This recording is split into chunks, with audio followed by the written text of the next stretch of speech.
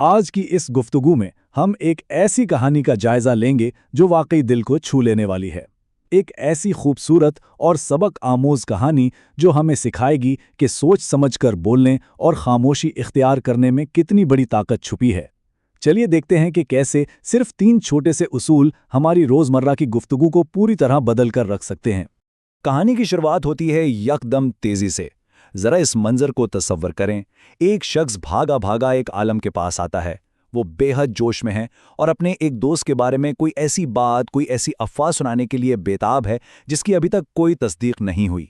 तो यहाँ सबसे पहला सवाल ये जहन में आता है कि क्या उसने जो कुछ भी सुना उसमें वाकई कोई हकीकत थी? अब यहाँ इस वाज़े तज़ाद यानी कॉन्ट्रास्ट पर गौर करना बहुत ज़रूरी है। एक तरफ उस शख्स की वो बेचैनी और अफरा-तफरी है कि बस जल्दी से बात बता दे, और दूसरी तरफ आलिम का उसे रोकने का इंतहाई पुरसुकून और ठहराव वाला अंदाज। मज़ा तो तब आता है जब यहीं से सारी बात का रुख एकदम बदल जाता है। आलम उस जल्दबाजी को रोकते हुए एक इंतहाई शानदार तस्वुर पेश करते हैं।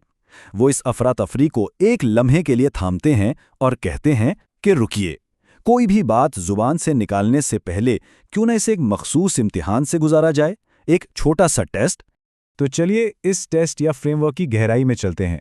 सच्चाई, अच्छाई और अफादियत यानी ट्रूथ, गुडनेस और यूटिलिटी, ये 3 इंतहाई सादा मगर ताकतवर पैमाने हैं जो किसी भी शऊरी और मोहतात गुफ्तगू की बुनियाद रखते हैं।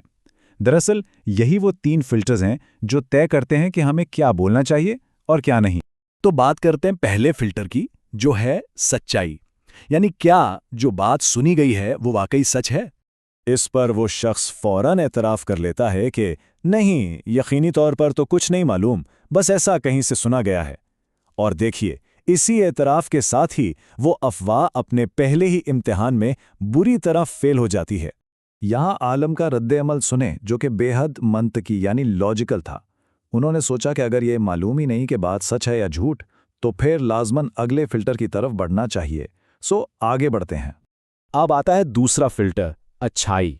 सवाल यह है कि क्या ये बात उस दोस्त के हक में अच्छी है?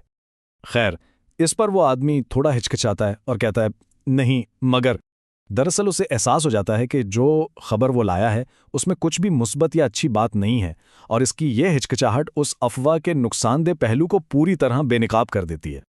आलम यहाँ फौरन इस गुफ्तगू को एक नाकाबिले तरदीद मसावात यानी एक इक्वेशन के साथ काट देते हैं। बुरी अफवाह और वो भी गैर तस्दीक शुदा, इन दोनों का मजमुआ ये जाहिर करता है कि ऐसी मनफी बातों की किसी भी महजब महफिल में कोई जगह नहीं होनी चाहिए। बात को यहीं फौरन रुक जाना चाहिए। चलिए अब तीसरे और आखिरी फिल्टर की तरफ आते हैं, इफादियत। यानी क्या ये बात सुनने वाले के लिए मुफीद या फायदामंद है? यहीं पर इस शख्स को एक आखिरी झटका लगता है। वो कहता है शायद नहीं। उसे समझ आ जाती है कि ये जो अफवाह वो लेकर आया है इसका किसी भी शामिल शख्स के लिए कतई तौर पर कोई फायदा या मकसद नहीं है, बिल्कुल बेकार बात। तो नतीजा क्या निकला? अहम तरीन नुक्ता यहीं पर वाज़े हो जाता है।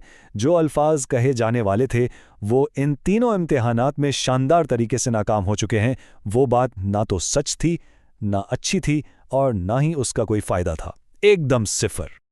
अब यहाँ हमें इस पूरे वाक़े और इस फ्रेमवर्क के बुनियादी असबाक समझ आते हैं। जब हम ये सवाल करते हैं कि क्या कोई बात सच, मेहरबान और ज़रूरी है, तो दरअसल हम खुद पर ज़ब्त करना सीखते हैं। हम नुकसान को फैलने से रोकते हैं।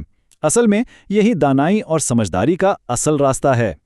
इस सारी गुफ्तगू और तीनों फिल्टर से गुजरने के बाद पता है क्या हुआ? वो शख्स अफवाह फैलाने के बजाय महज इस बात में सर हिलाता है और वहां से खामोशी से वापस चला जाता है। इस तरह किसी की गीबत करने या अफवाह फैलाने की वो जो शदीद ख्वाहिश थी ना, वो मुकम्मल तौर पर ख़त्म हो जाती है। यहाँ थोड़ा ठहर कर गौर करने की ज़रूरत है। देखिए कि खामोशी को अपनाना किस तरह हमारे अंदर गहरी मेहरबानी और दानाई को जन्म देता है। कुछ भी कहने से पहले 3 बार सोचना, और अगर ज़रूरत ना हो तो खामोशी इख्तियार कर लेना वाकई किसी कीमती खजाने या सोने से कम नहीं। और इस सारी बात के आखिर में एक इंतहाई अहम सवाल जहन में उभरता है, एक ऐसी सोच जो हमेशा हमारे साथ रहनी चाहिए। अगर कोई बात सच नहीं, अच्छी नहीं और उसका कोई फ़ायदा भी नहीं, तो फिर ऐसी बात को आगे फैलाने का क्या जवाज़ बनता है? ये एक ऐसी फ़िक्र अंगेज़ बात है जिस पर हम सबको अपने अगले अल्फाज अदा करने से पहले बहुत गहराई से सोचना चाहिए।